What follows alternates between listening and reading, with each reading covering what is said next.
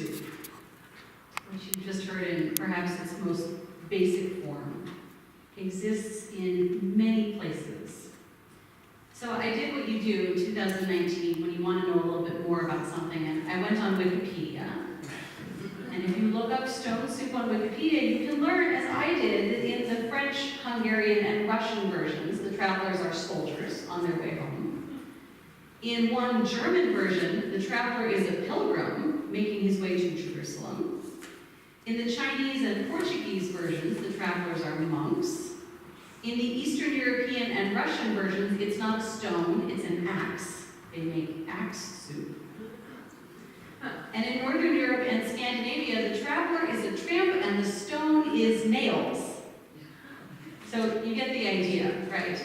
Some stranger comes in, they have something that doesn't seem very food-like. They convincingly make the case that they are going to make this delicious thing, and in doing so, open up possibilities of sharing with each other. Now we heard a different story as part of our Wisdom from the World's Traditions, one that comes at it from a different angle. So in Stone Soup story, it is the people who seem to have very little who prompt an outpouring of generosity.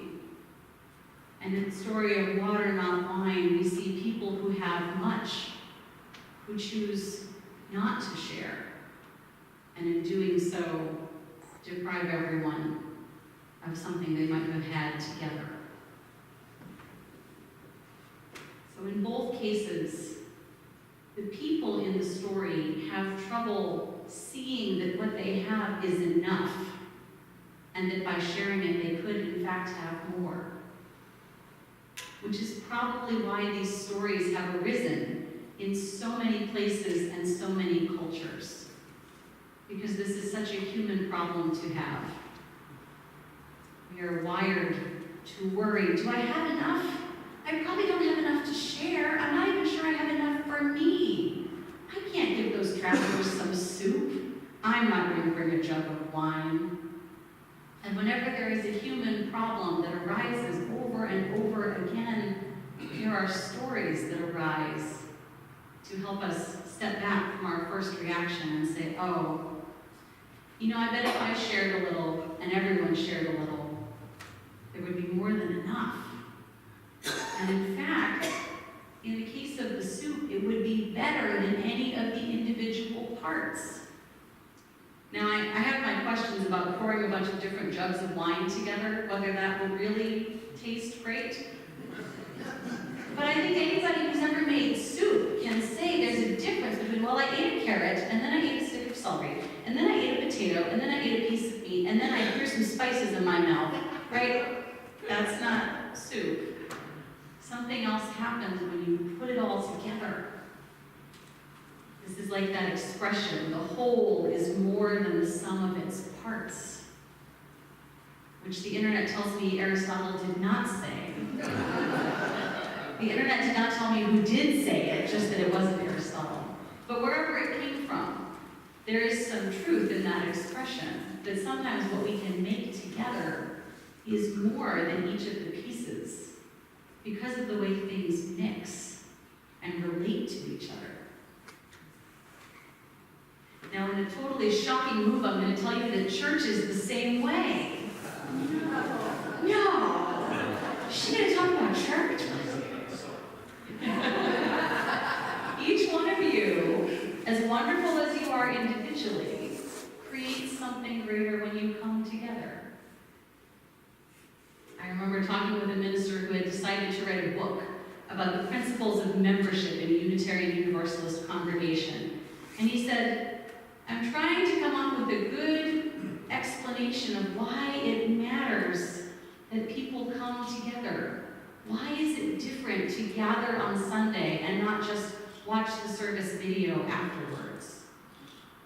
And in talking about it, we said, well, when any given person is not here, the conversation and the presence of the community is poorer because of their absence.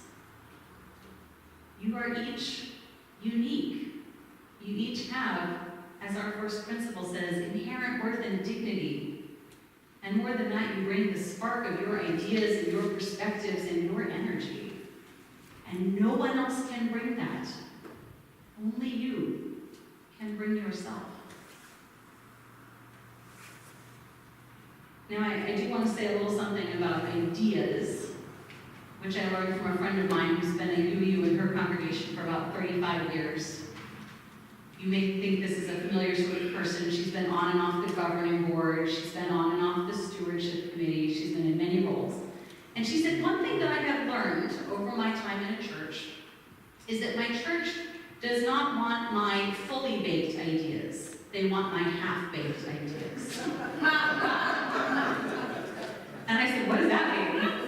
And she said, well, you know, when you're kneading dough and making bread, it's very soft, right? And if you pick it up and try to carry it someplace, what does it do? It's just a mess, right? It has no structure. And if you bake your bread and carry it someplace, the bread is all ready to go. And so you set it down and somebody tries to knead it a little bit, and what happens?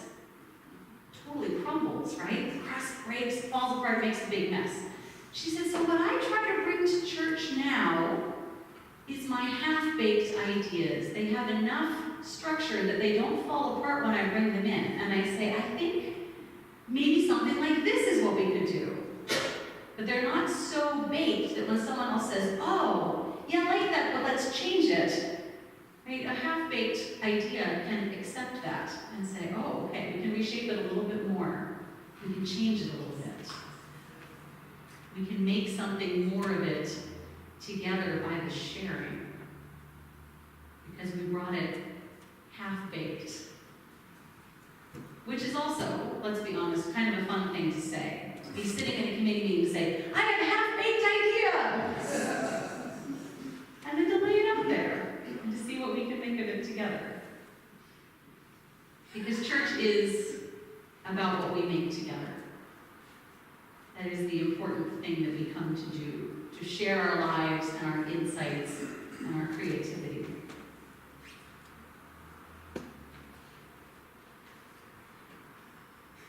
I want to read you a few David Whyte essays.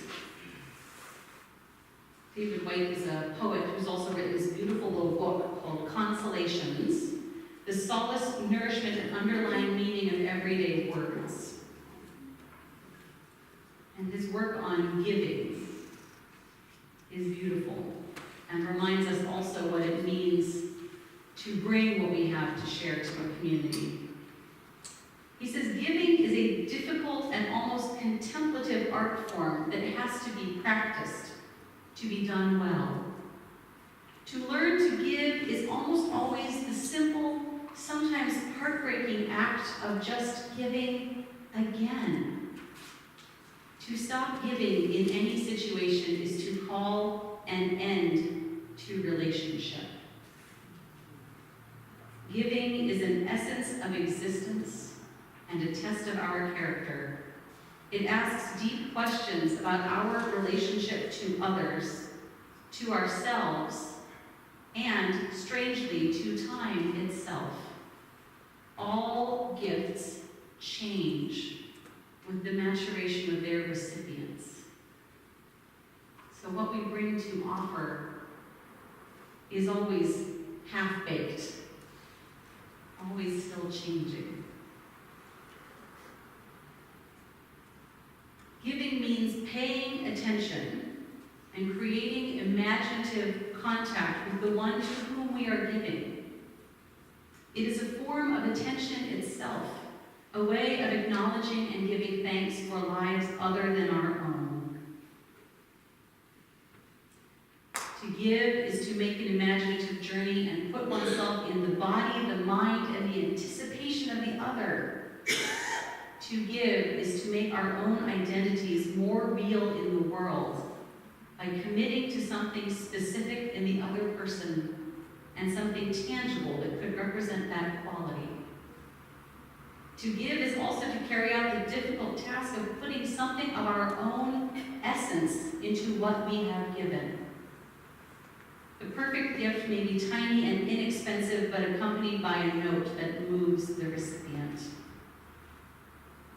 It can be enormous, extravagant, and jaw-dropping, as a courageous act of flamboyance and devil-may-care love, but to give appropriately always involves a tiny act of courage, a step of coming to meet, of saying, I see you and I appreciate you, and I am also making an implicit promise for the future. Little wonder, White says, that the holiday gift-giving that is none of these, that is automatic, chore-based, walk-around, mall-based, exhausts us, debilitates us, and in the end is often quite subtly insulting to the one to whom we eventually give the random item.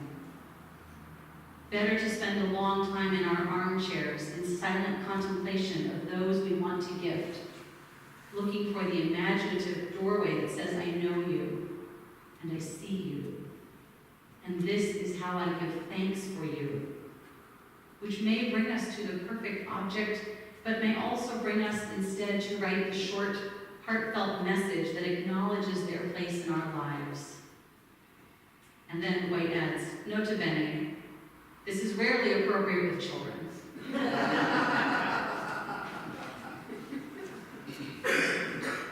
So this month at First Parish, we have several different ways to contemplate what it means to give, to share, to be a part of this community.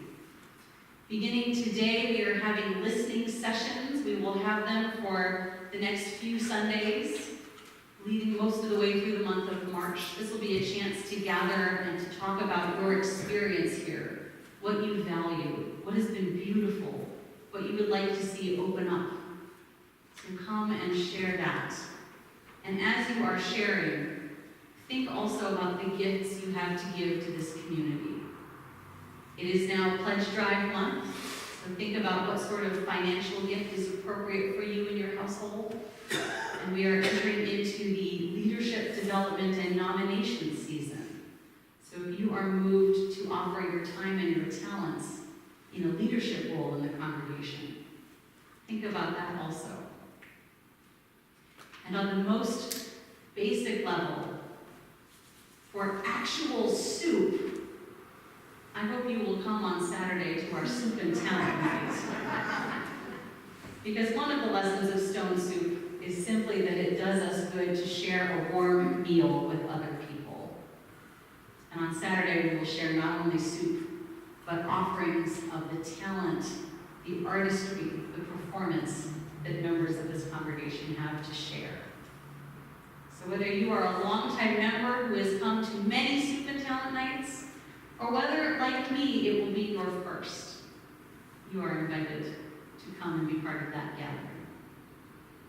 And I thank you for sharing yourselves, for bringing the gift of your presence this morning.